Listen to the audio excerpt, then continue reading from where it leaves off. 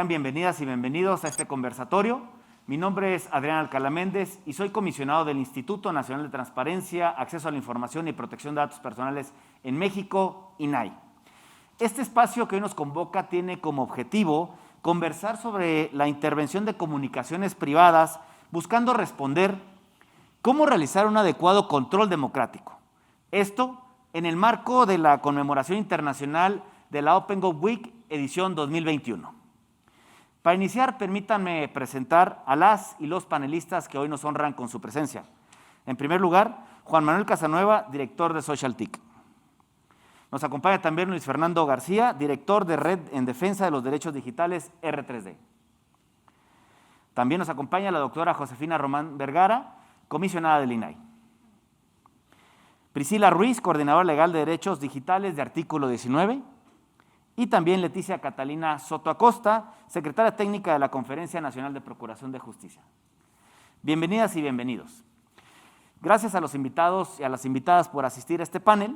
Y quiero iniciar este diálogo, si me lo permiten, preguntando a todos los panelistas cuáles son los avances y las dificultades para ejercer un correcto control democrático en la intervención de comunicaciones privadas.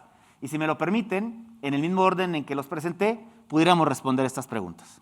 Muchas gracias por este espacio y un gusto estar con ustedes en esta conversación.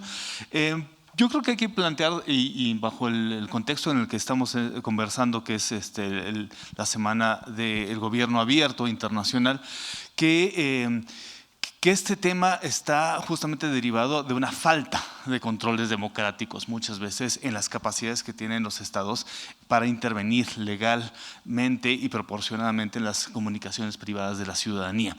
Los contextos, a medida que hay más tecnología sofisticada, no se limitan únicamente a lo que podríamos tener en nuestra mente histórica de las intervenciones a llamadas telefónicas, ese tipo de escucha que tradicionalmente se hizo en los siglos pasados, sino hoy en día las tecnologías son mucho más sofisticadas e intrusivas y con mecanismos mucho más sofisticados y software que se vende por miles de dólares a diferentes países, pues se tiene la capacidad ya de hacer unas intervenciones totalmente intrusivas, conocer todos los datos de un celular a través de malware o spyware y otro tipo de tecnologías que permiten inclusive la geolocalización en tiempo real de las personas. Entonces, el que este tipo de capacidades tecnológicas institucionales lleguen a ser abusadas incorrectamente, en muchos casos ilegalmente, en contra de la ciudadanía, como ha sido el caso mexicano documentado en el llamado gobierno espía, en donde se utilizó el software Pegasus en contra de periodistas, personas defensoras de derechos humanos y organizaciones de sociedad civil, pues levanta la pregunta, pues hay que avanzar muchísimo. ¿Por qué? Porque existen abusos, irregularidades, ilegalidades de estas capacidades y hay que establecer justamente los controles, que ahorita vamos a hablar seguramente más a detalle, para que la compra de este tipo de tecnología sea regular, no cualquier institución, autoridad o inclusive persona en algún puesto público pueda comprar ese tipo de tecnologías, y dos, que haya controles para que se pueda utilizar de manera legal y que este tipo de abusos que están ya documentados puedan ser limitados y haya un proceso de transparencia, rendición de cuentas que justamente los limite. Muchas gracias, Juan Manuel. Voy contigo, Luis Fernando, por favor. Muchas gracias por la invitación y bueno, contestando muy directamente a la pregunta, yo diría que los avances son pocos y en todo caso son insuficientes. Sin duda, los avances que más bien han tenido que ver con el cambio de discurso, pero no se han materializado de una manera que sea verificable.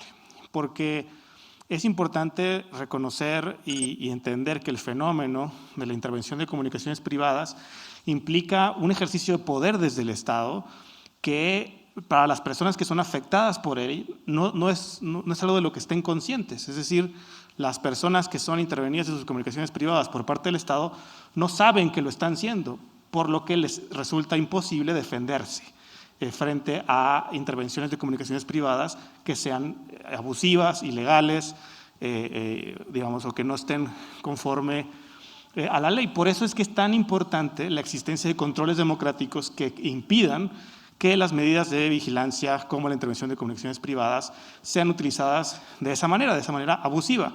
Como desgraciadamente, como menciona Juan Manuel, existe un gran historial de utilización abusiva de herramientas de vigilancia, y está el caso Pegasus, pero desgraciadamente no se ha quedado solamente en gobiernos anteriores. Ya este año hemos revelado, y se ha revelado una investigación del Diario del País, como desde la Fiscalía General de la República ha habido la adquisición y la utilización de herramientas tecnológicas para la geolocalización en tiempo real de equipos de comunicación y que se han utilizado de manera, al menos los datos públicos que existen, de manera ilegal. Para dar un ejemplo, este sistema ECO que permite la geolocalización, según datos de la Plataforma Nacional de Transparencia, que para eso sirve, por ejemplo, la transparencia, revelan que la Fiscalía General de la República obtuvo 124 autorizaciones para la geolocalización en tiempo real en el año 2019. Sin embargo, el equipo que adquirieron para hacer geolocalización permite hasta 135,000 geolocalizaciones y, según datos de la Auditoría Superior de la Federación, se han hecho en el año 2019 13,800 geolocalizaciones, por lo que hay un diferencial de casi 13,600 documentadas, más las que no. Entonces, ese es solo un botón de muestra de cómo, a pesar de que en el discurso sí ha habido un cambio, si hay, por ejemplo, una mesa de trabajo en la que estamos instituciones del gobierno federal, donde no está desgraciadamente la Fiscalía, pero sí está la Secretaría de Función Pública, la Guardia Nacional, la Secretaría de Seguridad y Protección Ciudadana, organizaciones de la sociedad civil, y estamos discutiendo sobre cuáles deben ser esos controles. Ese discurso, a la fecha, hoy, no se ha traducido ni en cambios de regulación ni en compromisos verificables de que la intervención de comunicaciones privadas en este país ha dejado de ser abusiva y es ahora democrática. Muchas gracias, Luis Fernando. Doctora Román, por favor.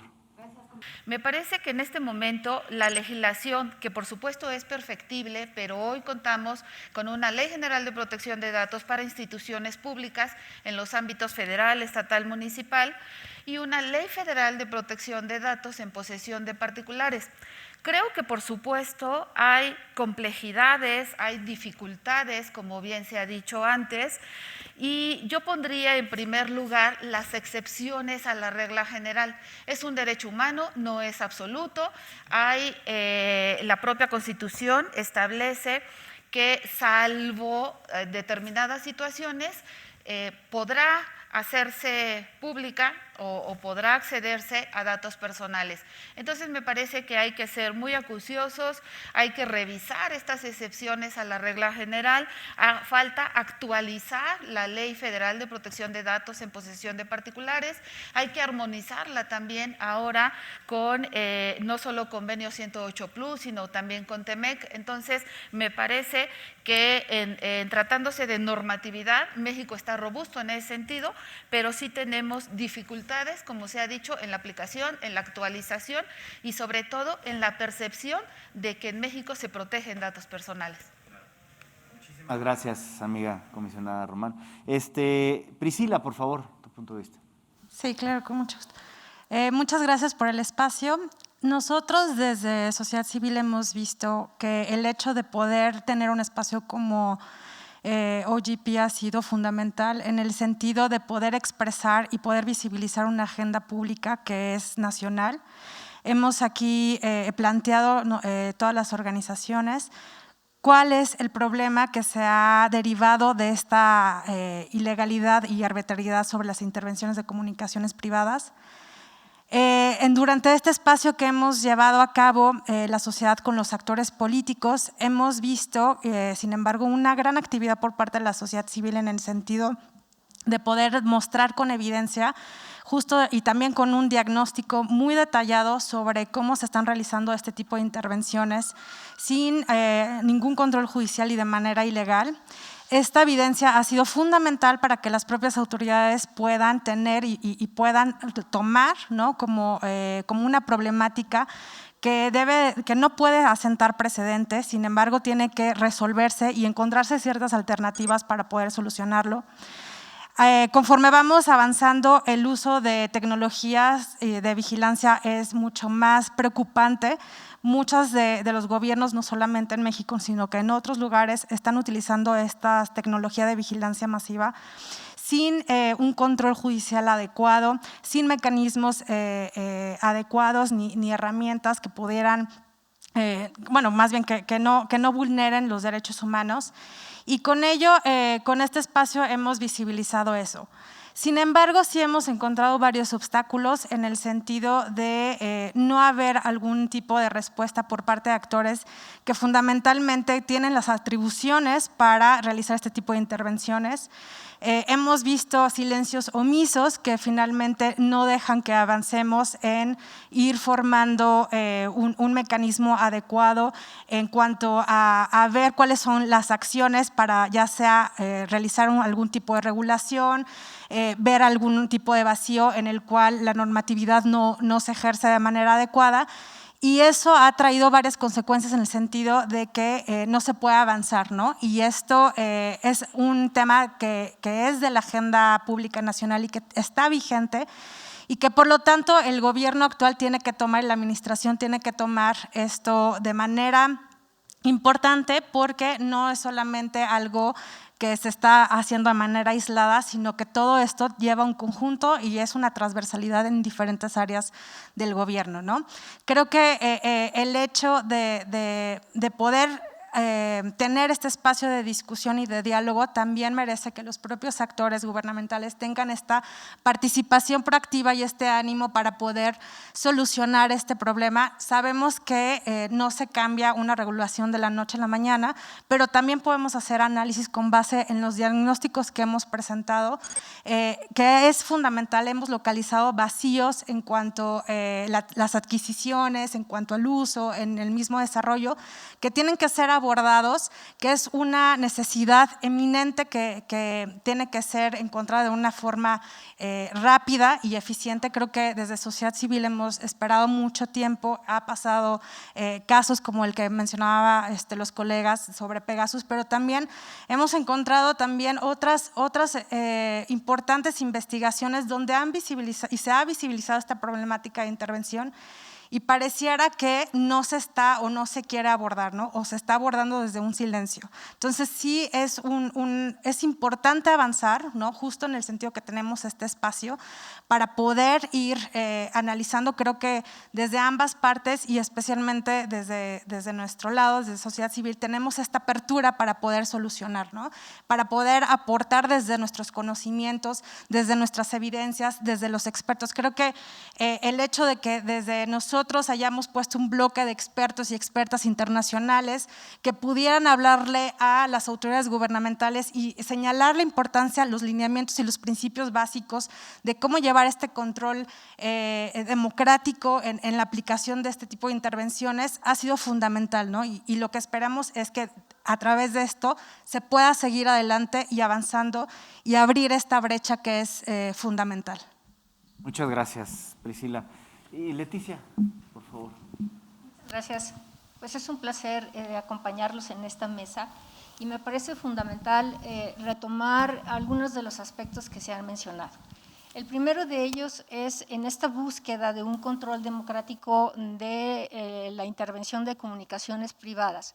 No podemos perder de vista todos los valores democráticos, es decir, por un lado, la participación ciudadana, por un lado, la evolución de nuestras sociedades hacia un estadio de una vida más igualitaria y libre, y también, desde luego, el respeto a un Estado de Derecho. Me parece que a partir de la combinación de estos elementos es que debemos encontrar el punto medio para establecer cuándo estamos siguiendo un parámetro de un control democrático de la intervención de las comunicaciones privadas.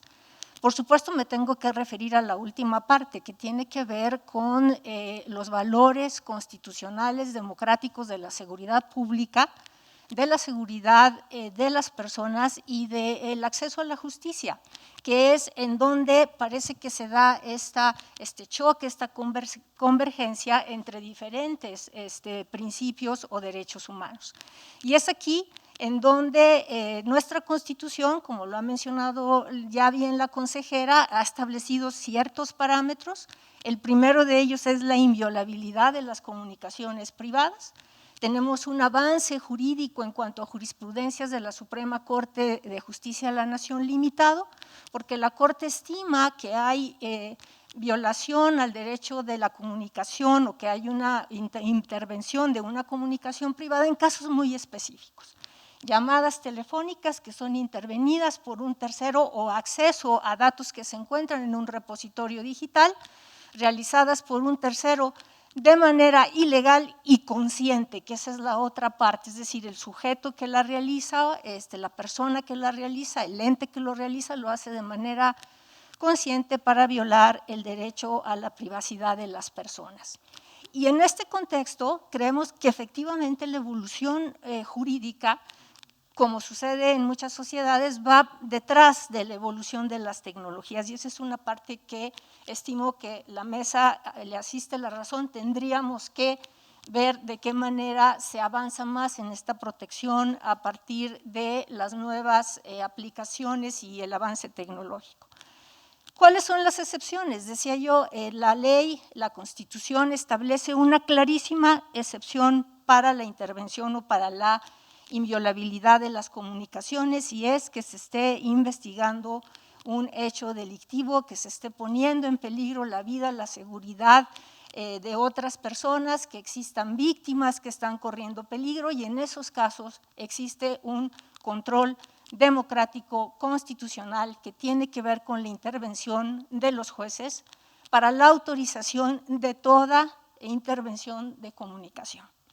Un agente del Ministerio Público tiene que fundar y motivar su solicitud, y el juez tiene que hacer este test de proporcionalidad en donde tendrá que identificar si la medida es legal, si la medida es racional, si existen los suficientes datos de prueba para tener por presumido que existe una circunstancia extraordinaria de tal magnitud que la medida es idónea para evitar causar daños.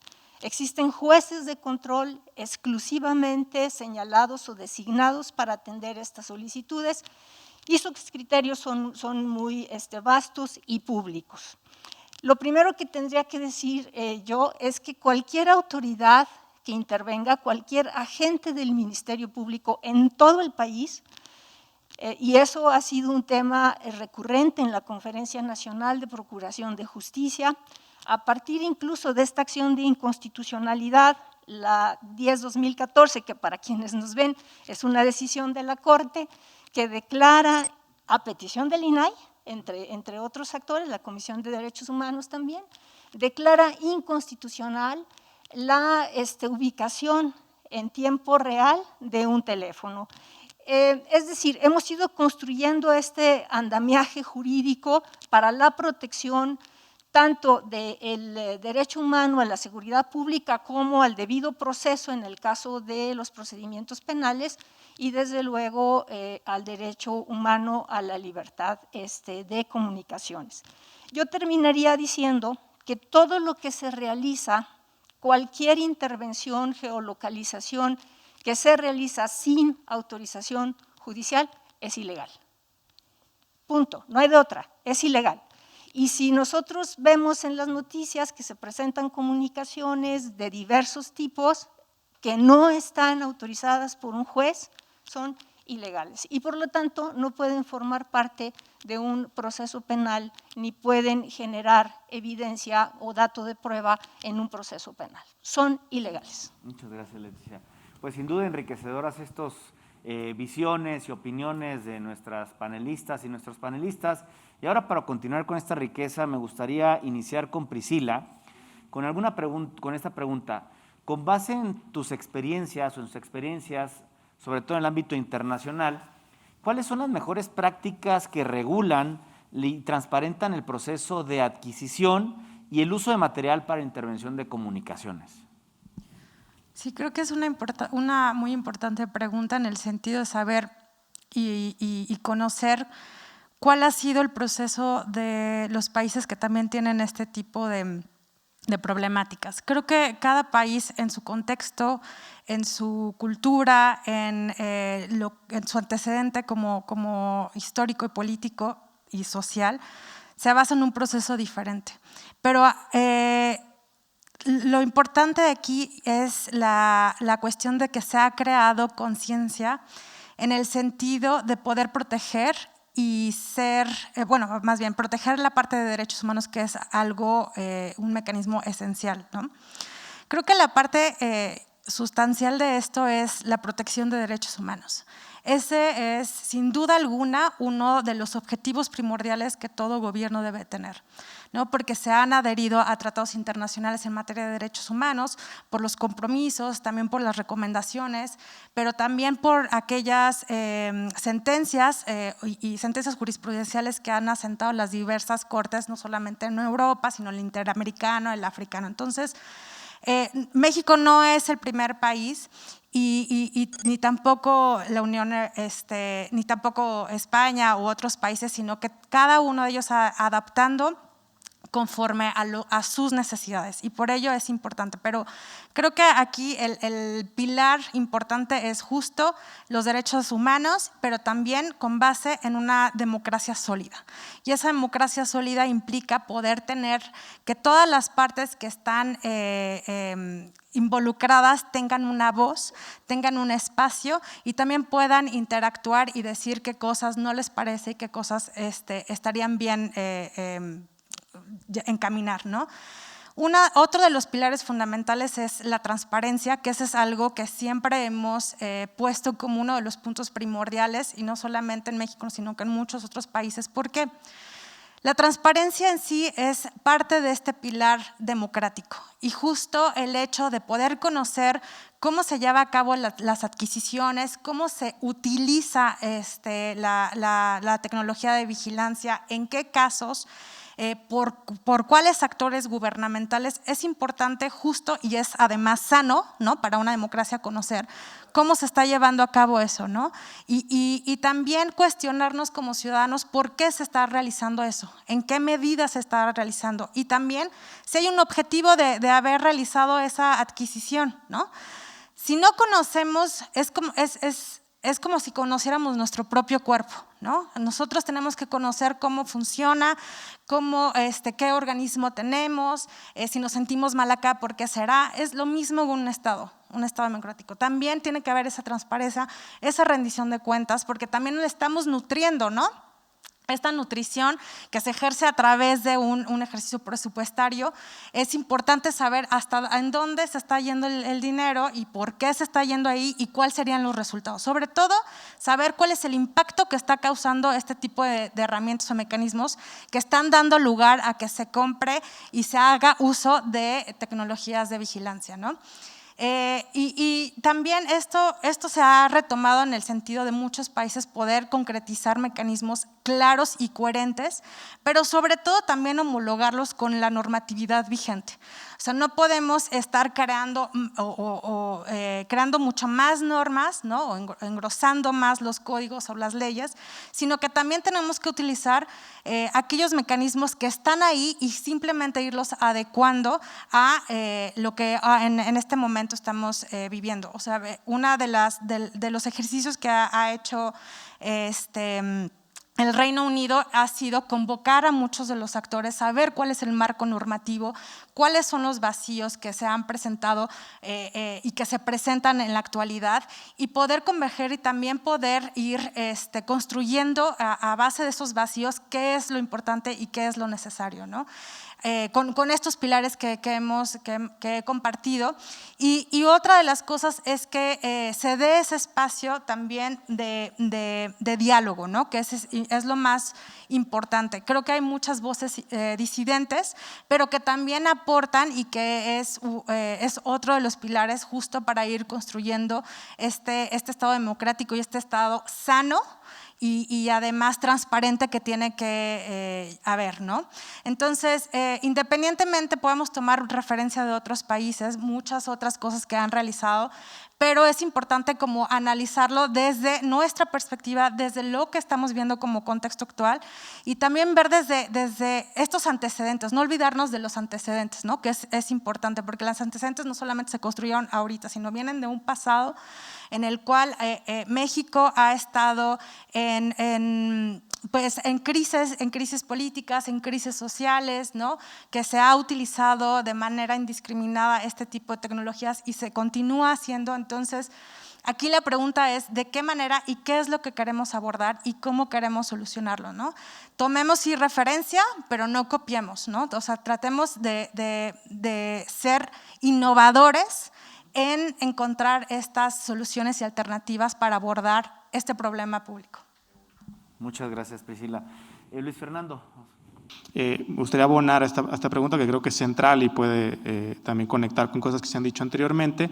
Y en ese sentido creo que es importante tomar, por ejemplo, entender que la intervención de comunicaciones privadas, el único efecto que tiene no es en el proceso penal. O sea, es decir, el que se considere como que la prueba obtenida vía una intervención de comunicaciones privadas no va a ser legal, no es la única ni la más importante de las consecuencias que puede sufrir la persona cuya privacidad está siendo invadida, sino que, sobre todo en un país donde desgraciadamente es tan frecuente la colusión entre autoridades y delincuencia organizada, las intervenciones de comunicaciones privadas pueden inclusive poner en riesgo la vida, la seguridad de las propias personas, ¿no? En ese sentido, es que se ha entendido a nivel global que no basta con quitar el valor probatorio de las pruebas obtenidas vía intervenciones de comunicaciones ilegales, ni basta con poner en los códigos penales que es delito, como lo es, la intervención ilegal de comunicaciones privadas, porque la realidad es que yo no tengo conocimiento de una sola carpeta de investigación sobre intervención ilegal de comunicaciones privadas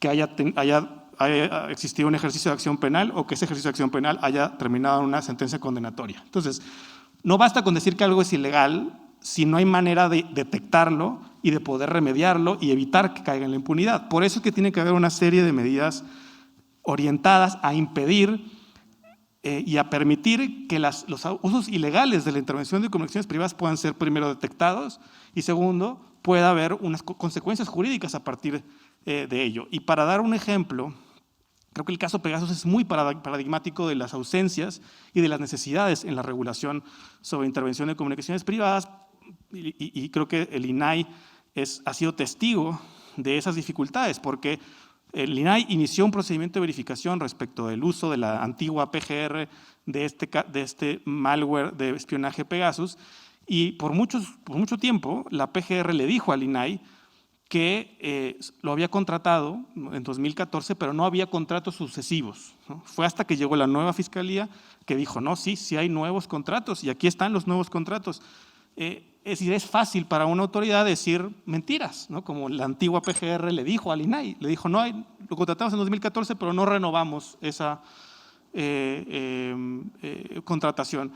Y además, después le dijo al propio INAI, y nunca lo usamos, a pesar de que se gastaron $40 millones en adquirir un equipo sofisticadísimo de espionaje, y se renovó 2 veces en el año 2016 y 2017. Existe evidencia de víctimas del caso de Pegasus en México, periodistas, personas defensoras de derechos humanos.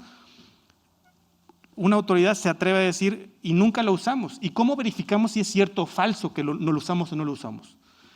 Y cuando le preguntas a la Fiscalía o a la Procuraduría General de la República, nos dice, el sistema no nos da registro de si lo hemos usado o no lo hemos usado, quién lo ha usado, contra quién lo ha usado, y eso es o falso o inaceptable, ¿no?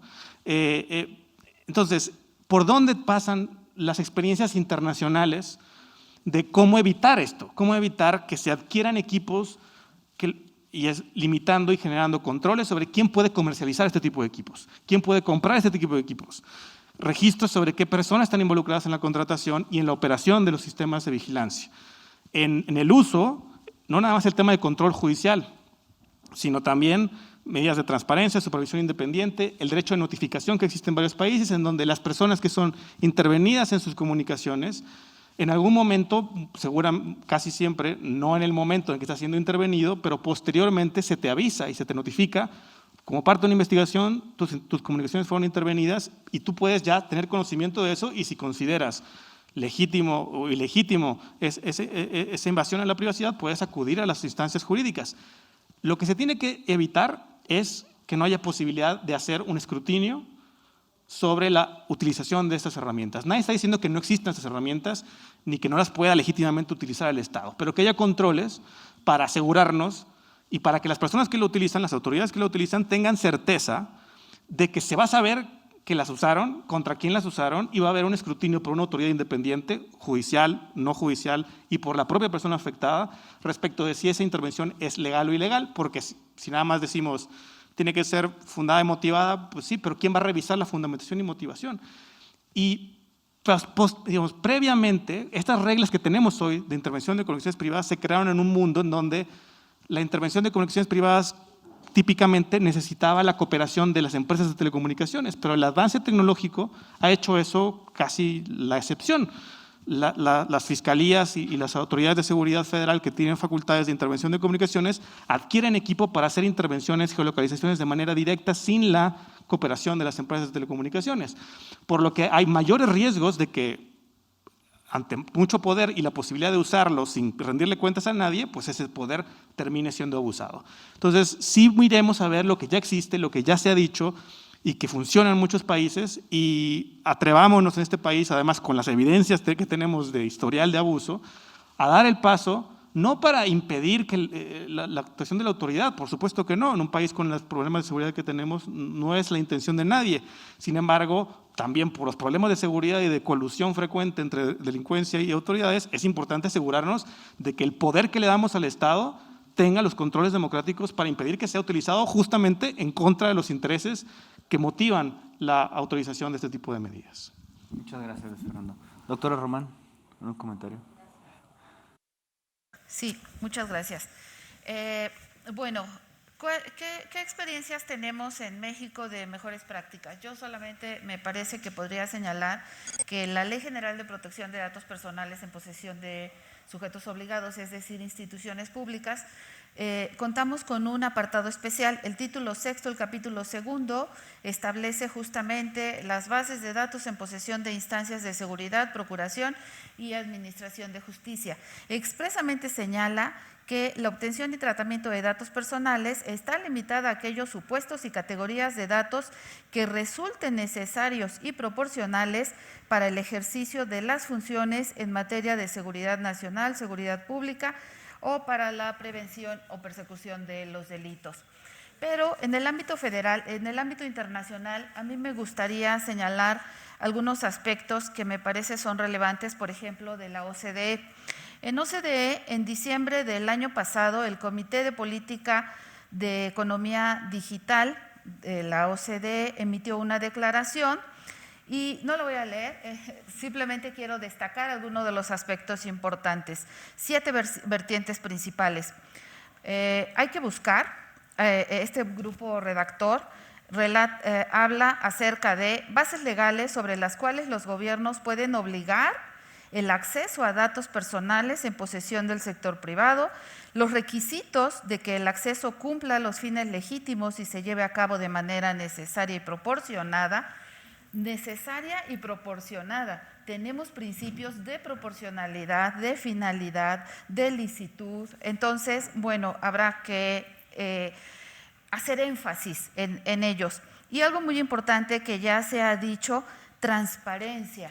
Creo que sobre todo en el apartado de adquisiciones, la transparencia y el derecho de acceso a la información, por supuesto que puede hacer diferencia. Y bueno, para no tardarme más, quiero también hacer referencia a la Directiva Europea sobre Protección de Datos y Seguridad. En esta directiva, que creo es muy importante, destacan 4 aspectos medulares. El derecho de acceso al interesado a su información, la posibilidad de presentar reclamaciones, y son 3, y obligaciones de las autoridades de presentar reportes de las actividades de supervisión que han llevado a cabo, justamente como lo mencionaban hace un momento. Gracias. Me parece muy importante señalar que efectivamente en el caso mexicano el centro está en los derechos humanos. Y cuando existen derechos humanos de víctimas que pueden estar en una constante o permanente exposición, es importante tener técnicas de investigación. Eso dice nuestra ley, por ejemplo, federal contra la delincuencia organizada. Entonces es fundamental que efectivamente el punto central tiene que ser la protección de los derechos humanos y resolver los conflictos que se dan entre un derecho humano a no ser intervenido y un derecho humano al acceso a la justicia y al cese de la afectación a un bien jurídico. En este caso, por ejemplo, en el caso de las fiscalías locales, las intervenciones únicamente se autorizan por homicidio, asalto en carretera, robo de vehículos, privación ilegal, secuestro, tráfico de menores, etcétera. Es decir, sí, el Estado mexicano ha construido este andamiaje para que no sea un ejercicio ilimitado, como bien se dice aquí, o un ejercicio sin controles de este derecho. Se ha hablado de Pegasus. Efectivamente, la actual Fiscalía General de la República transparentó lo que hizo la antigua PGR en relación al tema de Pegasus. Por eso era fundamental que en México existiera un órgano autónomo, constitucionalmente autónomo, que no dependiera del Ejecutivo Federal, que ya es el caso mexicano, en el que la Fiscalía General de la República actúe como una entidad que no depende de ninguno de los poderes, y eso resulta fundamental, porque entonces sí, la utilización de estos mecanismos para técnicas de investigación recaen exclusivamente en la facultad que tiene la Fiscalía General de la República. Y por esa razón se pudo transparentar lo que había pasado en el tema que se ha mencionado de manera constante aquí. La Fiscalía General de la República está iniciando su tercer año de vida con reglas diferentes por esta autonomía, y me parece que es muy importante también comentar para quienes nos vean desde fuera que en México existe un proceso penal adversarial. Quiere decir que efectivamente en algún momento quien es intervenido por estas causas graves en sus comunicaciones se entera de que esto ha sido así y tiene derecho a oponerse y a presentar pruebas en contra. Entiendo la observación de los panelistas o de quienes conversamos esta tarde de no limitarnos al tema del proceso penal. Sin embargo, es en este ejercicio tanto de la posibilidad de la intervención por motivos de seguridad nacional como por motivos de seguridad pública que está esta excepción constitucional en nuestras normas. Por eso es importante centrarnos ahí y me parece que en las siguientes preguntas podemos ampliar un poco más la visión. Juan Manuel, para cerrar este bloque. Tres elementos que sí se han identificado como prácticas positivas que tenemos la oportunidad en México de no copiar, pero sí aprender de ellas. Tiene que ver que, por ejemplo, en el tema de adquisición se tenga total claridad de quiénes son, inclusive las personas o los cargos que pueden hacer la adquisición de este tipo de tecnologías, así como los lineamientos precisos para ellas, ¿no? Lamentablemente la ley de adquisiciones es demasiado general y no aplica para eso. Deberíamos estar hablando de esquemas mucho más particulares como se hace en el sector salud o en otro tipo de aspectos técnicos en donde se tenga claridad y una justificación precisa sobre quién puede hacer este tipo de compras, bajo qué criterios y justificaciones. Y lamentablemente, pues en el contexto mexicano, sabemos, por ejemplo, después de las filtraciones del hackeo a la empresa italiana de desarrollo de malware para espionaje, Hacking Team, pues que hubo instituciones que no tenían competencia en lo absoluto en materia de combate al crimen o investigación criminal que adquirieron justamente este malware de Hacking Team. Entonces, ahí está un elemento fundamental. En cuanto al uso, aplica lo mismo, y ya lo mencionaron varias veces, ¿no? También hay que tener claridad sobre quiénes son esos roles y que hay un registro que se identifique quiénes tienen la capacidad de utilizarlo y que se tenga una bitácora eventualmente con sus medidas justamente de resguardo, pero posterior transparencia, en donde se pueda utilizar para que se entienda cómo se están utilizando estas capacidades desde las diferentes autoridades en materia de vigilancia. Y por último, algo que sí deberíamos estar, y tenemos la oportunidad en México con el cuarto plan de acción y el compromiso ante el gobierno abierto, de crear es que haya consejos o comités de lo que luego en inglés le llaman oversight, sino de seguimiento, de monitoreo, de verificación del cumplimiento de los aspectos de derechos humanos y también de legalidad. Y esos mecanismos dentro de la lógica de gobierno abierto son multiactor, así como esta mesa, y así como el grupo de instituciones especialistas que estamos buscando que se establezcan este tipo de controles en México para, como parte del cuarto plan de acción y el compromiso, ¿no? Ojalá la Fiscalía pueda ya ser parte de este grupo de trabajo, en donde tenemos la oportunidad de plasmar justamente tanto normatividad muy ambiciosa como algunas muy prácticas que se pueden implementar en la Administración Pública Federal o recomendaciones también, justo para establecer esos controles y no seguir posponiendo este tipo de definiciones. Muchas gracias, Juan Manuel. Bien, pasaré a la siguiente pregunta y me gustaría iniciar con la comisionada Román, si no es inconveniente. ¿Cómo garantizar una política pública integral con mecanismos efectivos de participación ciudadana y transparencia sin violar la seguridad nacional? Sí, gracias. A mí me parece que justo en esta semana es muy importante hablar de los ejercicios de gobierno abierto que se han venido trabajando en México, tanto a nivel federal como desde las entidades federativas. Pero adicionalmente, si hacemos énfasis en participación ciudadana, a mí me gusta mucho traer el ejemplo de lo que hoy es el Sistema Nacional Anticorrupción. A mí me parece que no es casualidad que hoy el Sistema Nacional Anticorrupción sea presidido por un ciudadano que a su vez es presidente del Comité de Participación Ciudadana, que fue electo también por ciudadanos a través de un comité de selección del CPC. Entonces, creo que la participación ciudadana, por supuesto, es muy importante en México y en el mundo para hacer las cosas exactamente de la manera que la ciudadanía espera ver resultados. Entonces, pues yo pondría énfasis en esa parte. También creo que es muy importante la conformación de los consejos. Los consejos, el mejor ejemplo, bueno, es el INAI. Tenemos un consejo, desde mi punto de vista, ha sido muy proactivo, participativo.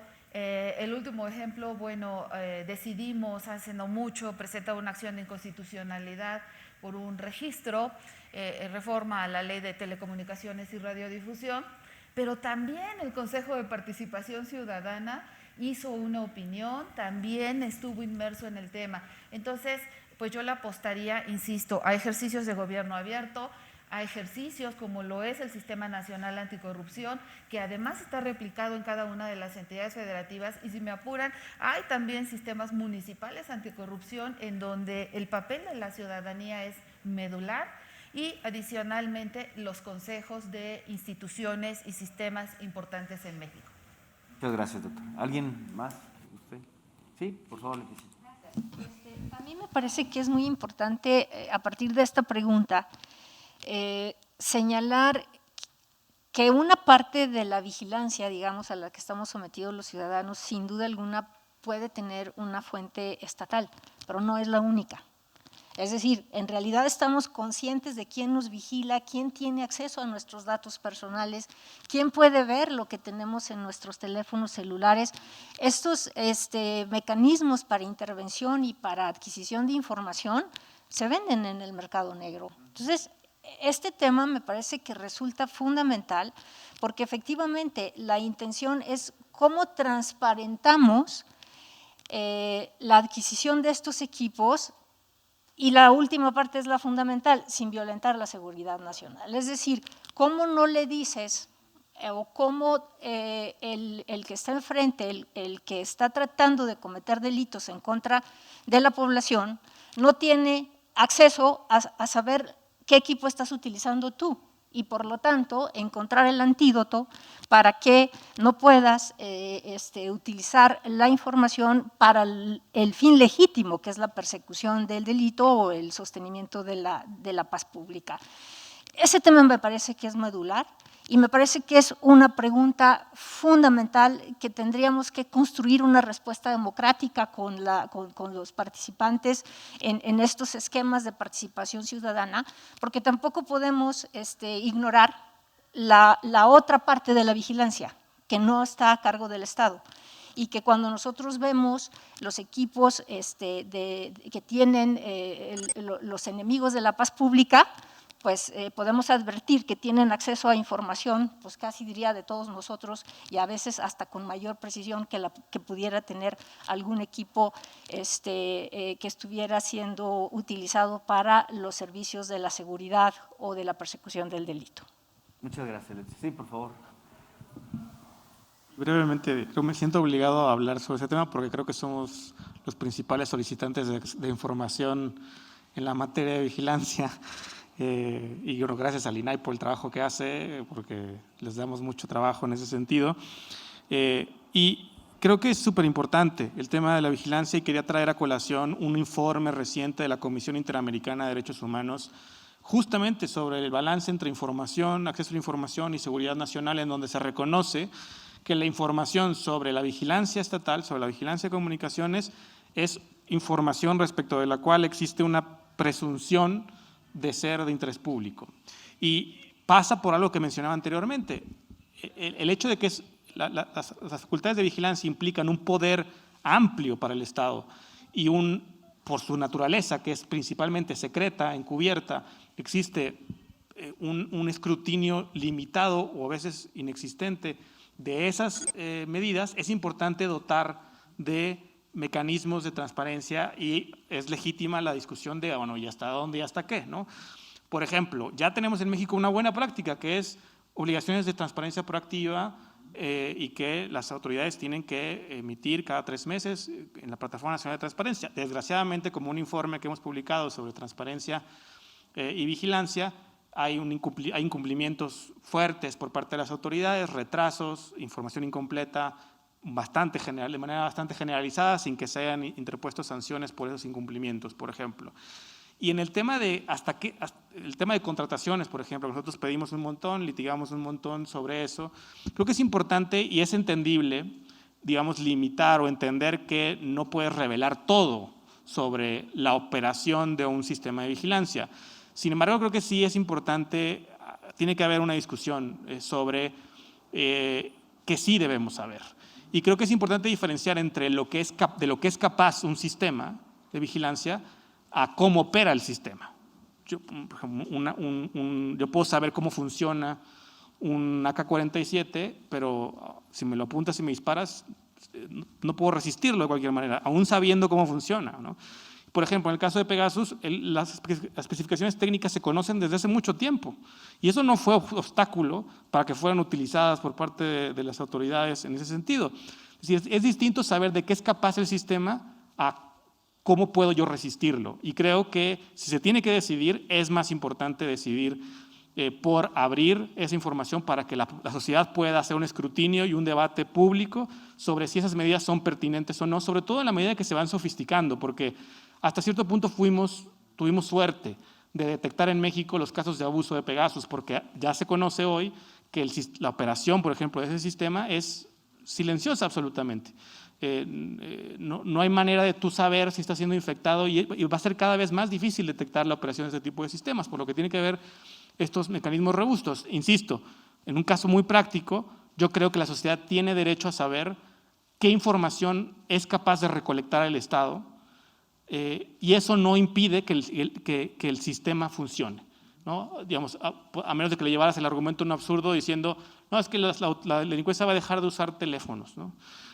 Bueno, pues eso ya lo saben desde hoy y ya podrían dejar de usarlos, ¿no? Entonces, creo que sí hay que tratar de maximizar la transparencia, como por ejemplo este informe de la CIDH revela, y también creo que es bien valioso lo que se acaba de mencionar sobre cómo también hay que poner mucho cuidado en el tema de la vigilancia, digamos, fuera del Estado, a la cual también a veces el Estado contribuye, por ejemplo, con el tema del Padrón Nacional de Usuarios de Telefonía, con el antecedente del Renault de 2009, que a los 2 meses se encontraba a la venta en 500 pesos. Entonces, es delicado y peligroso estar creando bases de datos y bases de datos y bases de datos que constantemente encontramos que son vulneradas. Solamente en este año en México hemos desde R3D documentado cómo en foros de internet se venden bases de datos de bancos, de empresas de telecomunicaciones, bases de datos públicas de gobiernos federales y locales. Entonces, esta tendencia a crear bases de datos para todo también está poniendo en riesgo, dadas las debilidades institucionales que existen en el país y que tenemos que reconocer.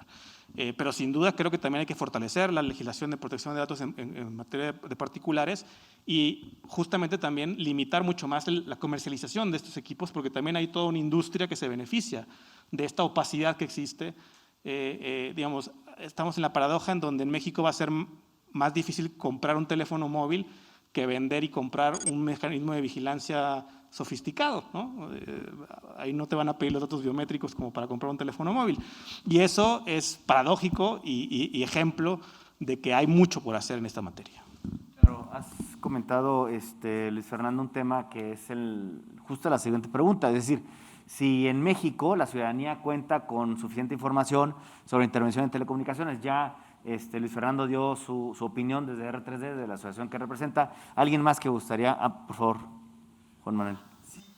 Aquí creo que la ciudadanía, a medida que vamos participando ya en todos los aspectos de la vida, en ámbitos digitales, se nos ha hecho muy difícil, ¿no?, identificar dónde están nuestros datos, quién tiene sus datos, qué capacidades tienen y pueden hacer con ellos.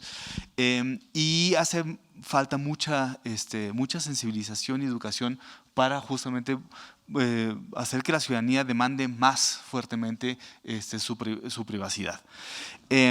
Y estamos ante algo que puede ser o muy bueno o muy malo, ¿no? La ciudadanía se va, lamentablemente, derivado de escándalos del ámbito privado, por ejemplo Facebook, o del ámbito público, como las que ya mencionó Luis Fernando, se va siendo más consciente de los peligros y los riesgos que está haciendo en materia del mal uso de sus datos personales, las vulneraciones y demás. Los indicadores en cuanto, por ejemplo, a robos de identidad o otro tipo de afectaciones que utilizan datos personales en contra de cualquier persona siguen aumentando. Ajá. Y es invisible para un usuario o usuaria saber cuál es la fuente que produjo justamente ese tipo de agravio, sea espionaje, sea un robo de identidad, sea un ataque dirigido, etcétera, ¿no? Entonces, estamos en un momento en donde la ciudadanía puede empezar a exigir cada vez más y preguntar qué datos nos están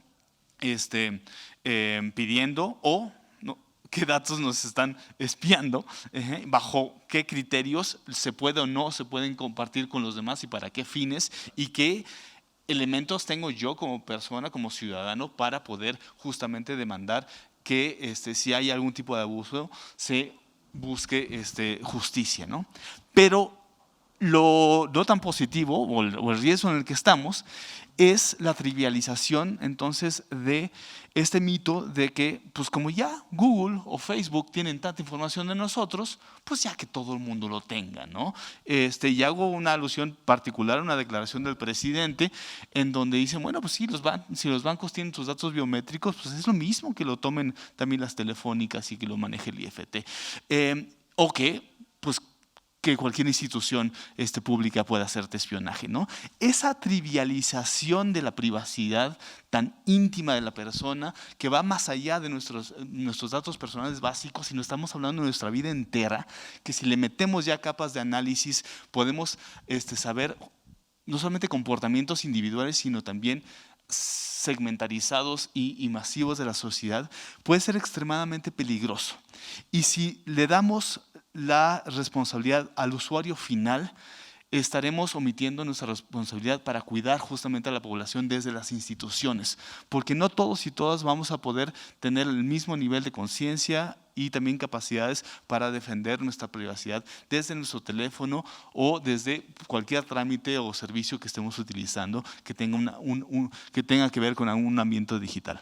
Claro, gracias, Juan Manuel. Has puesto un punto en la mesa y has puesto en el debate que en México esta subvaloración, es decir, ¿cuál es la opinión de ustedes? Lo pongo en la mesa, porque en México las personas asumen que esta intervención de telecomunicaciones que tú habías dicho, o que está en Google y qué más da, es una ficción, o que no son importantes y por lo tanto no pasa nada por ser espiadas. Es decir, ¿cuál es la opinión que ustedes tienen sobre esta subvaloración que tiene en México la mayoría de la gente y que tú bien anotaste hacia el final de tu comentario? ¿Sí? Sí, a mí me gustaría ligar un poco las preguntas que has estado comentando, porque me resulta importante verlo desde una política integral, una política pública integral. Una política pública integral contempla también la educación, ¿no? Y de qué manera se está aportando a que la ciudadanía no solamente participe, sino que también se eduque en este tipo de temas como es la intervención.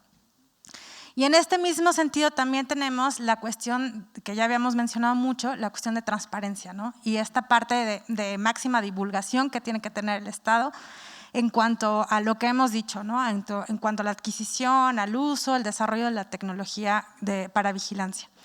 ¿Por qué es importante? Porque justo lo que decía Juan Manuel, la ciudadanía no tiene esa información. Lamentablemente, ¿no? Hay muchas personas que o no se saben meter, por ejemplo, a la plataforma nacional de transparencia, se le hace muy difícil solicitar una información, o no tienen conectividad a internet, o porque hay una brecha generacional en que, o sea, no se sabe si una persona de 60 años va a poder comprender todo cuáles son los requisitos, o incluso hasta un estudiante de 17 años. O sea, son elementos que se tienen que mirar dentro de esta política integral, y justo si queremos que la ciudadanía participe y conozca, ¿no? También es importante que conozca esos derechos que les asienten, ¿no? Y esa información tiene que ser dispuesta a disposición de todas las personas, que sea de forma clara, ¿no? y coherente a lo que hay. Y justo en este sentido creo que las personas, y yo como ciudadana puedo decir, ¿no? Y que también pertenezco a una organización, es muy difícil conocer si efectivamente te están interviniendo tu teléfono, ¿no? O sea, ¿en qué momento sabes? ¿No? Lo sabes hasta después de un peritaje, y además ahí tienes que ir con alguien que sea experto, ¿no? O sea, en ese sentido también hemos visto casos, por ejemplo, de periodistas que también en el 2019 habían dicho que habían sido intervenidos dentro de su comunicación con este malware, y sin saber cómo y por qué y de dónde. Entonces eso es la importancia de poder contar con esa información, ¿no? No estamos pidiendo ni estamos diciendo que es una cuestión de seguridad nacional, porque también hay criterios, no solamente el INAI ha establecido criterios, sino también la Suprema Corte y también la Corte Interamericana, ¿no? Hay varias jurisprudencias que saben cuáles son los criterios de razonabilidad, cuáles son los criterios que tienen que tomarse en cada uno de los casos para poder no siempre decir que la información está reservada por seguridad nacional. En este sentido, también, pues las personas que como ahora sí que tenemos poco conocimiento en cómo se realiza eso, pues no contamos con estas herramientas, ¿no? No sabemos si nos están interviniendo. Simplemente cuando organizaciones como SocialTIC o R3D salen con una campaña fuerte y dicen, estas son las cosas que nos pueden vulnerar a nuestros derechos. Es ahí cuando la gente toma conciencia y sabe, ¿no? Desde las organizaciones defensoras de derechos humanos y derechos digitales, que efectivamente se está vulnerando un derecho y efectivamente se puede realizar una intervención sin autorización de la persona, ¿no? No es contra el Estado, no está haciendo ese trabajo. Falta muchísimo, y falta que esa información se baje.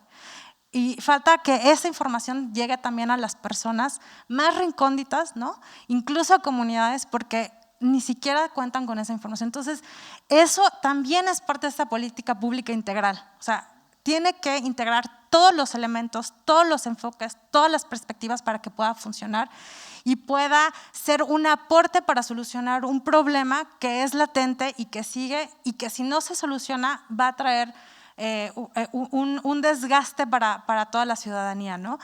Y es importante señalar que también no tenemos que normalizar el hecho de que se nos intervenga la comunicación. Creo que ya desde hace muchos años hemos normalizado la violencia, ¿no? Bueno, si en México es normal que suceda esto, no tenemos que normalizar este otro tema. Creo que tenemos la capacidad justo en este momento para poder detener y poder sentarnos y saber de qué manera tenemos que solucionar y de qué forma tenemos que abordar este tipo de problemática. No podemos… Y no solamente el Estado, sino que de muchos actores, no podemos ser omisos a este tipo de problemas, ¿no? O sea, sabemos que hay controles de constitucionalidad, que estamos tratando de llegar a una perspectiva mucho más amplia de derechos humanos, pero también tenemos que reconocer errores, ¿no? que tenemos, o sea, que se tiene desde el Estado, y también reconocer que esos errores finalmente tienen que ser solucionados. ¿Por qué? Porque se supone que estamos en un régimen democrático, que las personas, todos los ciudadanos y ciudadanas han elegido a una administración para que enfrente y pueda encaminar a un Estado mucho más democrático, un Estado mucho más seguro, ¿no? Abierto, pero también que sea respetuoso de esos derechos humanos, ¿no? Entonces sí es importante que se conozca y que esa información que llegue a todas las personas, ¿no? Y que no tratemos de normalizar este tipo de acciones que pueden violentar nuestros derechos humanos. Gracias, Priscila. Has dado o has abierto pie a una pregunta que tengo, que a lo mejor pudiera iniciar esta conversación. ¿En México podemos construir una política pública con enfoque de derechos humanos en ese tema? Estoy totalmente segura de eso y creo que esa es la ruta, ¿no? En México me parece que siempre debe de prevalecer el derecho de las personas a que tanto sus datos personales como sus conversaciones en cualquier medio sean inviolables, el derecho a la vida privada. Tendrá que haber excepciones, sin duda alguna, y ahí es en donde los controles constitucionales, como se ha señalado, tienen que ejercer esta parte de equilibrio entre un derecho humano y el otro derecho humano que se ve afectado.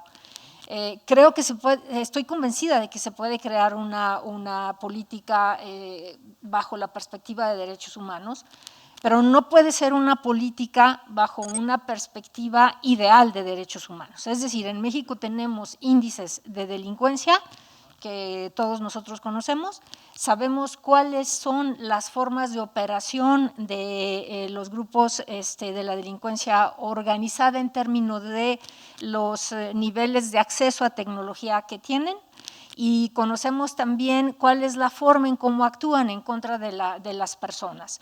Ellos, quienes son enemigos de la paz pública, a veces están hasta un paso adelante de nosotros porque tienen acceso a la compra sin controles, sin licitaciones, sin limitación de recursos a cuestiones tecnológicas invasivas de nuestra privacidad. Cuando nosotros revisamos casos de secuestro, por ejemplo, o de privación ilegal de la libertad y nos damos cuenta que toda la información respecto de la víctima fue tomada de sus propias cuentas de Facebook, que su ubicación fue tomada de sus propios aparatos digitales, nos podemos pues advertir que el enemigo público también tiene estos accesos y que por lo tanto estos controles democráticos no pueden generarse a partir de un ideal, ¿no? De que lo único que nos interesa es proteger el derecho a la vida privada de las personas. Están los otros derechos y habrá que encontrar desde luego la forma de equilibrarlos de la mejor manera. Vuelvo a lo mismo, estamos conscientes de que se nos vigila. Yo creo que estamos conscientes de una parte de la vigilancia. Vemos cámaras en la ciudad, escuchamos los altavoces, sabemos que nos graba la cámara del vecino, etcétera, pero no nos damos cuenta de la otra actividad, de la actividad que está buscando dañar la paz pública. Y ese es un tema que, insisto, no lo podemos ignorar. Muchas gracias, Leticia. José, por favor. Sí, muchas gracias. En esta pregunta de si se puede crear una política con enfoque de derechos humanos, yo diría, Adrián, que estamos obligados a, y quizá agregarle ahí el tema de política pública nacional, porque me parece que justamente en México hemos creado sistemas para resolver los problemas que más nos aquejan. Tenemos un sistema nacional de seguridad, un sistema nacional de transparencia, un sistema nacional anticorrupción, recientemente un sistema nacional de archivos. Y señalo estos porque hay más, porque tienen relación justo con lo que estamos tratando. La política nacional es la que nos permite armonizar, coordinar los esfuerzos, tener un espacio de deliberación, de análisis para tomar las mejores decisiones, en donde podemos incluir gobierno abierto, participación ciudadana. Entonces, me parece que no solo se puede crear, estamos obligados a hacerlo, pero a nivel nacional. Específicamente el Sistema Nacional de Transparencia, están sumados los 32 órganos garantes del país, además de otras instituciones públicas, y yo finalmente en este tema agregaría que me parece que también es importante por todo lo que se ha dicho, hoy el sistema que se está conformando, que es el Nacional de Archivos. El artículo 6º constitucional claramente establece que todo servidor público federal, estatal, municipal está obligado a documentar todas sus actuaciones. Entonces no se vale que me contestes que sí compré pero no lo usé. Me parece que hay que ir entrelazando estos sistemas, una especie de sistema de sistemas. Oye, si vía el Sistema Nacional de Archivos tienes además normatividad que te obliga a, no me puedes decir que no lo tienes en una solicitud de acceso a la información o a información de transparencia común que debes tener en tu portal. Muchas gracias. Me encanta este panel porque van adelante, como ahorita lo estamos comentando. Es decir, y voy a la siguiente pregunta, que ahorita tú comentabas, José. Es decir, ¿por qué si tenemos controles democráticos a nivel federal, no los podemos tener en los estados? Es decir, lo que tú comentabas ahorita, es decir, tenemos un andamiaje, ya sistemas nacionales, pero esta parte de las intervenciones de comunicaciones, si tenemos un control democrático a nivel federal, ¿por qué no podemos tenerlo en los estados? No sé si alguien que gustaría. Existe un control democrático en los estados. Señalaba yo que la Ley Orgánica del Poder Judicial de la Federación ha establecido, otra vez vuelvo a hacerme cargo de que estoy hablando de la parte que tiene que ver con comisión de delitos y establece específicamente en qué casos se puede autorizar la intervención de las comunicaciones, y son los delitos graves: homicidio, asalto, robo de vehículos, privación ilegal de la libertad, secuestro, tráfico de menores. Los ministerios públicos tienen que solicitar al juez la autorización, tanto para esto como para las geolocalizaciones. Y hay una serie de cuestiones que son complicadas de operar. Les pongo un ejemplo. Las comisiones estatales de búsqueda en este momento están exigiendo que los fiscales les compartan las geolocalizaciones que están dentro de una investigación penal, para efecto de tener acceso a estas geolocalizaciones, no solo de la víctima, sino todas las que estén en la carpeta de investigación. Esto nos genera una tensión jurídica, porque por un lado el Ministerio Público tiene el deber, la obligación de reserva de los datos que están en la carpeta de investigación, y por otro lado existe un Sistema Nacional de Búsqueda que exige intervención en estas investigaciones. Me parece que esta discusión va a solucionarse con un enfoque de derechos humanos seguramente, y se tendrán que encontrar los canales para la coordinación adecuada.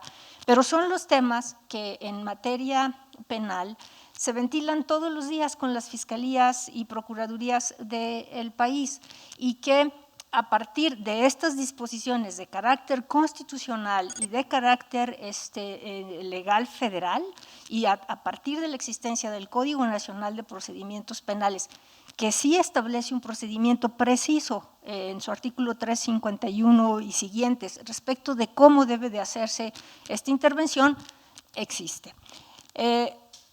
¿Qué falta de controles habría? Digo, entiendo que no tenemos, y eso es Buenaventura, algún dato de que exista un equipo de intervenciones en un municipio, por ejemplo, o que haya sido utilizado por algún estado libre y soberano de la República, pero es una política, digamos, o es una disposición jurídica homologada, y a partir de esta conformación de criterios de la Suprema Corte de Justicia de la Nación, pues existe esta homologación de criterios, ¿no?, para el control en materia de seguridad pública y de persecución de los delitos. Muchas gracias, licenciado. Luis Fernando, ¿querías comentar?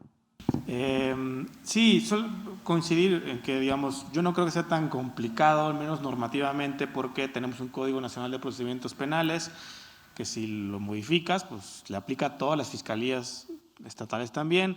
La Ley del Sistema Nacional de Seguridad Pública, por ejemplo, existe un registro de armas y vehículos, a donde nosotros hemos propuesto que haya también un registro de equipos para la intervención de comunicaciones privadas, y desde la Ley del Sistema Nacional de Seguridad Pública eso le aplicaría a todos los sistemas de seguridad pública.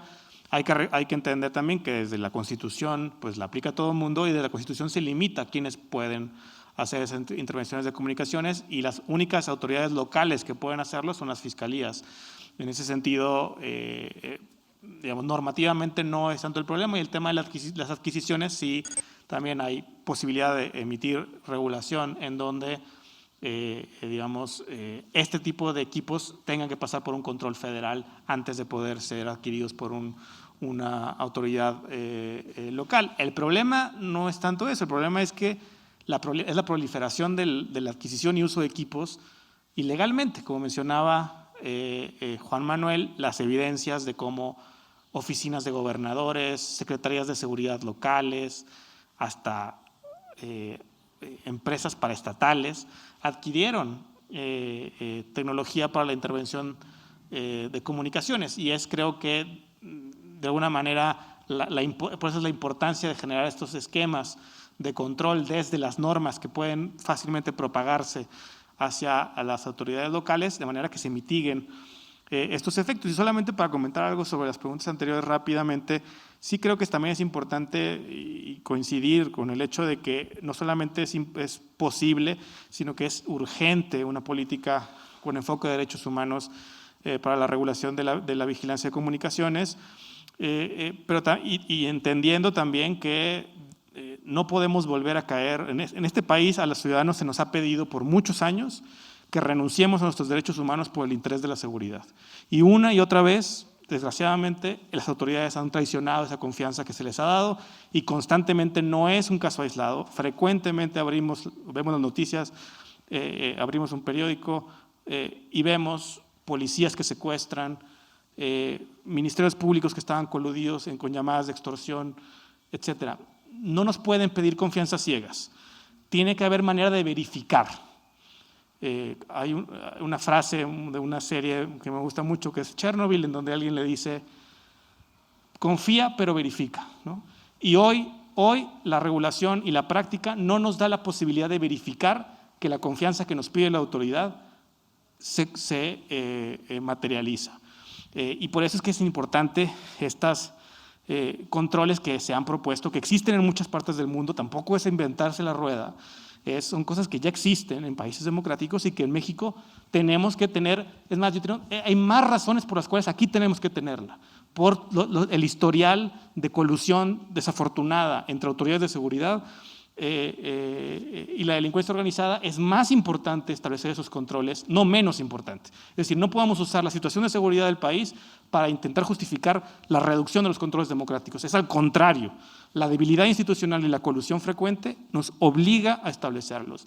Y finalmente, también a la gente que nos escucha, hacerle una apelación de por qué es importante la vigilancia, porque muchas personas pueden decir, bueno, yo no soy tan importante, a mí no me van a espiar, yo no soy defensor de derechos humanos, yo no soy periodista. Bueno, apelar a la solidaridad, porque cuando el periodismo se ve afectado, por ejemplo, en su actividad, pues sufrimos todos, sufre la sociedad en su conjunto. Y tenemos que reconocer también cómo estos efectos invisibles, y no tan invisibles, porque muchas personas nos van a estar viendo, probablemente todos nos van a estar viendo por internet, y han tenido llamadas por muchas aplicaciones. Yo les pregunto, ¿ustedes se comportan igual cuando tienen la cámara prendida y cuando tienen la cámara apagada? No te vistes igual, no te peinas igual, no te comportas igual, porque te sientes vigilado, y eso modifica tu conducta. Y tenemos que reconocer cómo la proliferación de estos sistemas de vigilancia empiezan a generar esos efectos y empiezan a modificar la conducta de una manera que afecta a la democracia de una manera importante. Y también hacer consciente a la gente de digamos, sacarla un poco de esta idea tradicional de que alguien en tiempo real tiene unos audífonos escuchando tus llamadas. Eso no está sucediendo. La tecnología es mucho más sofisticada, ¿no? Y hay países en donde se recolectan esas comunicaciones y a lo mejor hoy tú dices, yo no tengo nada que esconder, pero muchas personas que se dedican al activismo, a la defensa de derechos humanos, tampoco lo pensaban, ¿no? Fue hasta que un familiar fue desaparecido, hasta que vieron la necesidad de salir a las calles, de organizarse, que se convierten en sujetos de interés y para entonces ya el Estado, un Estado autoritario puede tener las comunicaciones y poder acceder a ellas, ¿no? O también el tema de la vigilancia privada, en donde de manera creciente la información que se recolecta de nosotros no vemos la manera en que nos impacta, pero nos impacta de manera creciente, sobre todo con la proliferación de sistemas automatizados. Ahí yo coincido con que la adhesión al convenio 108 es fundamental y ojalá también al protocolo que lo moderniza. Es importante porque decisiones se están tomando sobre nuestras vidas con base en esa recolección de datos personales, sobre si tenemos empleo o no, sobre créditos, sobre acceso a servicios, en donde esas decisiones automatizadas se toman a partir de los datos que se recolectan de muchos lugares. Entonces, apelar a la gente de que manera consistente, aunque no lo vean, estos sistemas de vigilancia, si dejamos que sigan creciendo y se conviertan en sistemas de vigilancia masiva, como sucede en países autoritarios, pueden terminar afectándonos de maneras visibles y de maneras peor, invisibles, pero muy graves para nuestras personas en lo individual, pero sobre todo para lo colectivo, que es algo muy importante. El derecho a la privacidad no es solamente un derecho individual, es un derecho colectivo respecto del cual es una situación de interés público respecto del cual el Estado, y en este caso el INAI, tiene una responsabilidad súper fundamental para proteger. Muchas gracias, Luis Fernando. ¿Alguien más que quiera abonar sobre esta pregunta? Si no, pasaríamos a la penúltima pregunta y la dejo en la mesa para quien la quisiera contestar. ¿Por qué es trascendente la regulación, el andamiaje normativo, obviamente, los mecanismos de participación ciudadana y la transparencia en esta política de la que hoy nos ocupa? Sí, Juan Manuel. Para responder la pregunta, enmarco el espíritu del compromiso de gobierno abierto que nos trae a esta conversación y también en esta semana del gobierno abierto. No hay gobierno abierto sin participación ciudadana. No hay gobierno abierto sin que se solucionen las problemáticas que afectan a la ciudadanía. Y no hay gobierno abierto sin, obviamente, transparencia. El espíritu del compromiso que está en este cuarto plan de acción relacionado con controles democráticos es que de manera participativa, multiactor, podamos sentarnos y están planificadas ciertas sesiones que afortunadamente ya después de la pandemia y después de algunos ajustes institucionales estamos retomando, nos podamos sentar a la mesa primero a conversar justamente tanto los detalles de regulación, los andamiajes normativos, como también las prácticas, desde diferentes perspectivas, las víctimas, personas defensoras, autoridades, y establecer cómo sí se pueden establecer estos andamiajes. Para eso está diseñado este compromiso gubernamental. ¿Por qué? Porque no son suficientes los que están ahí. ¿Por qué? Porque desde la práctica la ciudadanía ha visto que ha habido abusos y porque sigue habiendo desconfianza hacia nuestras autoridades. Ahorita está la oportunidad para que, tanto en temas de adquisición como uso, como posteriormente del derecho a saber, podamos sentarnos a establecer qué tipo de acciones se pueden establecer ya y pasar del discurso al hecho, ¿no? Estamos en una administración y por eso se retomó desde la sociedad civil el proceso de gobierno abierto, porque nos dijeron que no nos iban a espiar y nos dijeron que había la voluntad política desde el gobierno federal para retomar justamente un proceso de apertura gubernamental y poder co-crear este tipo de soluciones para la ciudadanía. Muchas gracias. ¿Alguien más que quiera comentar? Bueno, tú, sí, Leticia, por favor. Simplemente diría que me parece fundamental, o sea, sin la coparticipación, sin la integración de la sociedad civil en la toma de decisiones, no puede haber una política pública, la que sea, que tenga éxito. Eso es fundamental. Y creo que por eso nos parece muy importante establecer los canales de comunicación, ¿no? En la ley orgánica de la Fiscalía, como ustedes saben, está conformado un Consejo Ciudadano. Seguramente pronto tendremos un Consejo Ciudadano que puede ser una posibilidad también de análisis, que no limitará desde luego la posibilidad de comentar, de conversar, de seguir esta plática que creo que construye mucho en la cultura de la protección de los derechos humanos, que es lo fundamental. Muchas gracias, Alicia. Sí, por eso, justamente como también comentaban, gobierno abierto no puede estar sin sociedad, sin la participación de sociedad, pero una participación activa, y también que exista una retroalimentación por parte de los entes gubernamentales que participen en ese compromiso, que hoy estamos hablando justamente de un compromiso de intervenciones telefónicas. Y bien, y de controles democráticos. Para finalizar, me gustaría poder dejar esta pregunta y que nos hablara cada uno brevemente sobre sus conclusiones.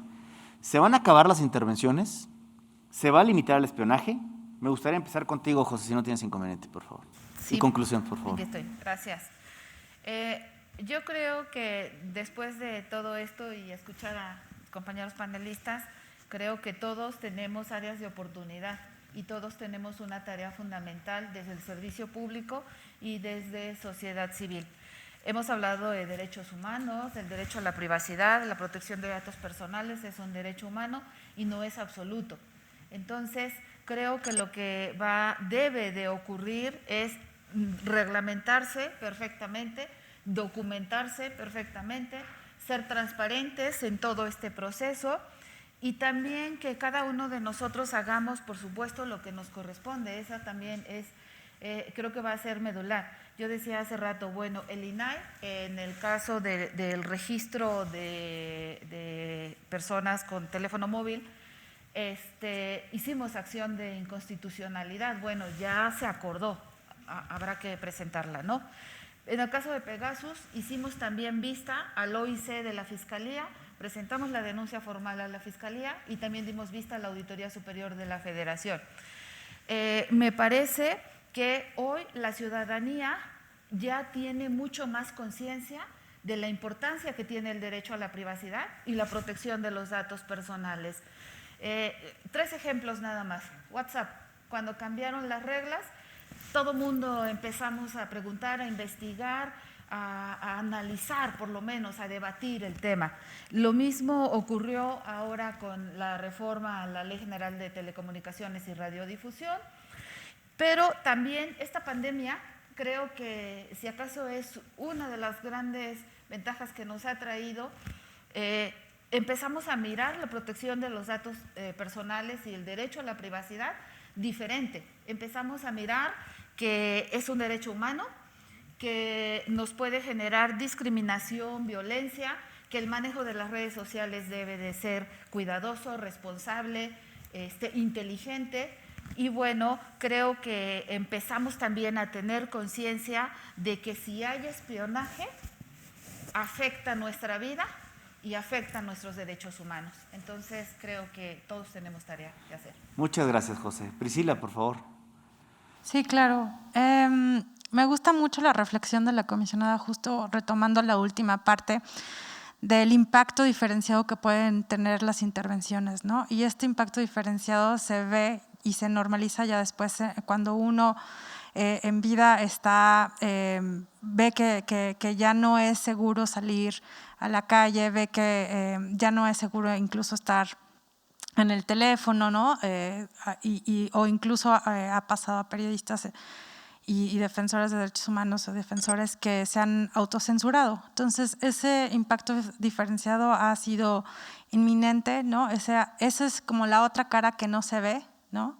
En la parte de las intervenciones vemos sí como la parte procedimental penal y demás irregulaciones, pero esta parte de cómo se afecta a la ciudadanía sí es fundamental, ¿no? Y eso es algo que tenemos que mirar Creo que los que estamos aquí no es solamente por crear una política pública nada más porque sí, sino porque realmente hemos visto caso y hemos acompañado desde sociedad civil a toda la ciudadanía, a defensores, defensoras y periodistas que han pasado por un nivel de intervención bastante fuerte y que desafortunadamente ha tenido un impacto no solamente psicológico, emocional, sino también en su integridad y patrimonial, ¿no?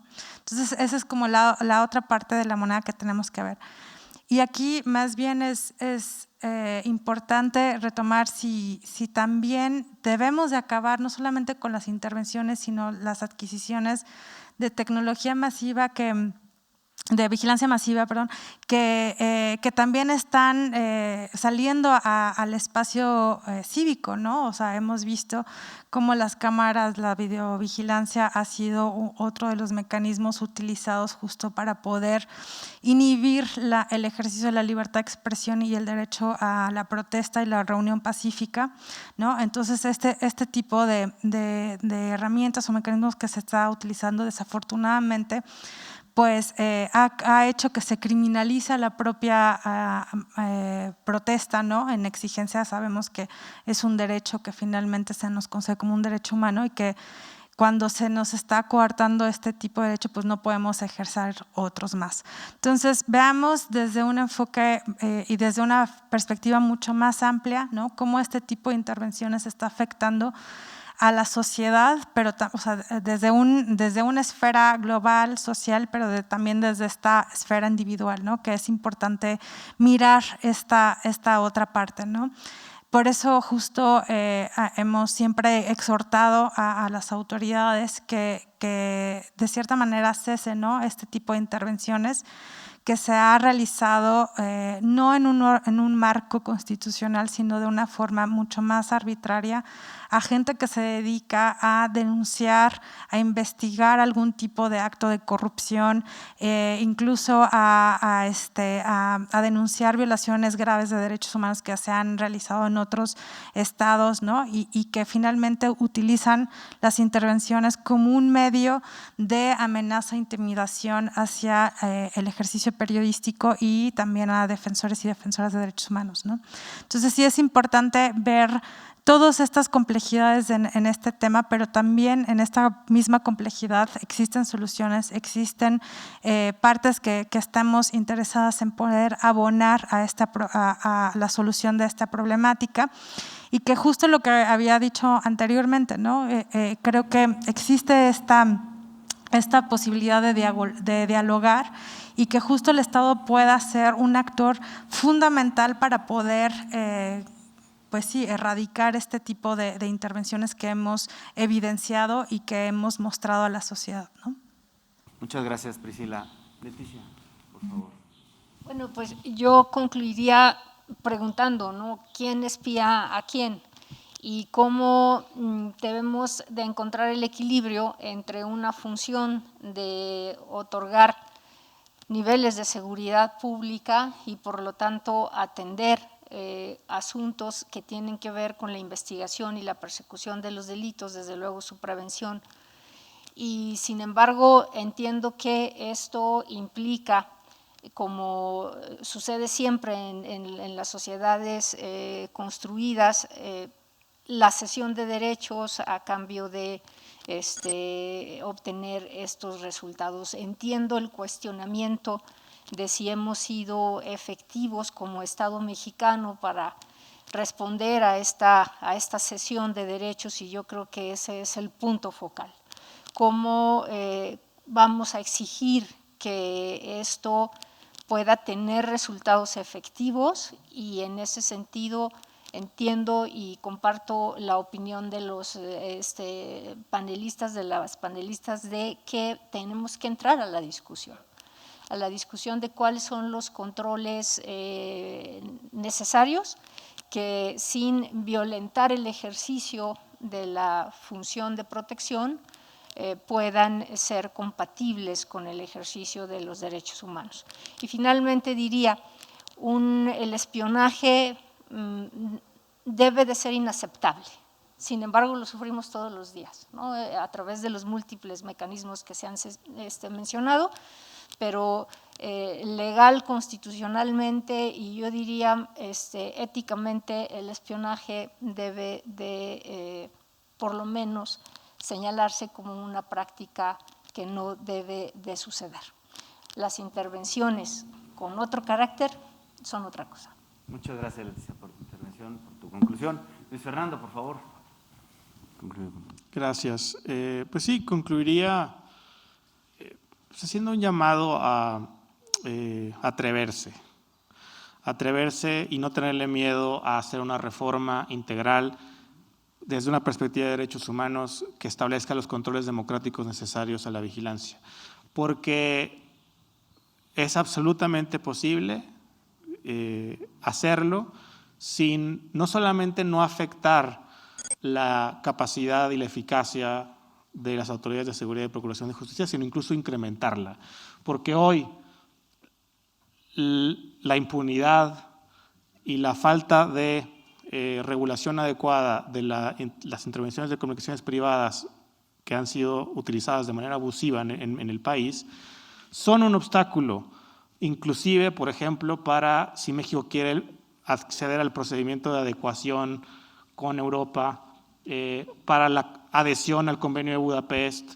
para ser de los países reconocidos por la legislación estadounidense para poder acceder a evidencia digital de manera directa. Es decir, hay un montón de legislación que exige a los países tener controles democráticos elevados y demostrados que pueden evitar el abuso de estas herramientas de vigilancia, que incluso a los ministerios públicos les puede beneficiar con el acceso a otras fuentes de evidencia y la posibilidad de adherirnos a tratados internacionales que benefician a la investigación, pero no comprometen la protección de los derechos humanos.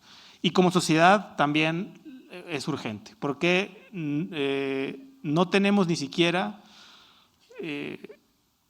una verdad histórica sobre cómo estas herramientas han sido abusadas en el pasado, y la tecnología avanza de manera acelerada y va a ser cada vez más difícil poder establecer controles adecuados y evitar las consecuencias graves que puede tener para los individuos y para la sociedad de que la vigilancia siga proliferando sin control en el país.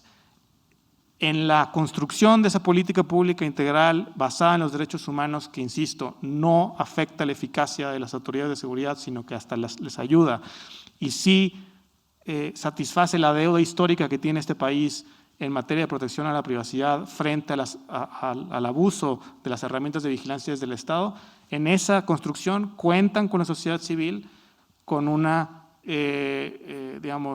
apertura, honestidad, expertise, diagnóstico, evidencia que hemos acumulado a través de los años, y como lo demuestra el trabajo que se hace a la luz del plan de acción de la Alianza de Gobierno Abierto, ahí estamos y ahí estaremos siempre intentando construir esa política con toda la disposición y con toda la honestidad intelectual. Muchas gracias. Muchas gracias, Luis Fernando. Juan Manuel, por favor. Pues simplemente recalcar que un gobierno abierto no espía ilegal desproporcionadamente a sus ciudadanos. Por eso estamos aquí. Y tenemos la oportunidad justamente a través del compromiso o de cualquier otra acción de proactividad institucional de establecer estos controles, y que el punto es, además de que se establezcan los controles para evitar los abusos, porque estamos en eso, es justo lo que se quiere limitar, son esos abusos, es generar confianza. Un gobierno abierto que tiene esa transparencia, que tiene las reglas claras y que su ciudadanía sabe que no va a vulnerar sus derechos, genera confianza. Entonces, estamos en esa oportunidad y ojalá a nivel institucional las diferentes áreas involucradas, incluyendo la Fiscalía, podamos seguir este trabajo y tener, llevar a buen puerto este compromiso que, además de tener los ojos internacionales sobre México, pues tiene una deuda sobre muchísimos abusos del pasado que es el momento para reparar. Gracias, Juan Manuel. Pues gracias por esta conversación muy rica. Luis Fernando, Leticia, gracias. Priscila, José, Juan Manuel, muchísimas gracias por haber hecho posible este gran conversatorio. La verdad es que les agradezco la asistencia, en nombre de todos, de todo el INAI, les agradezco la asistencia y la participación. Y los invitamos también a continuar el desarrollo de las demás actividades que desde México hemos preparado en marco de la OpenGov Week. Y no olviden formar parte de esta conversación en redes sociales a través del hashtag OpenGov Week. Muchísimas gracias y que tengan un buen día.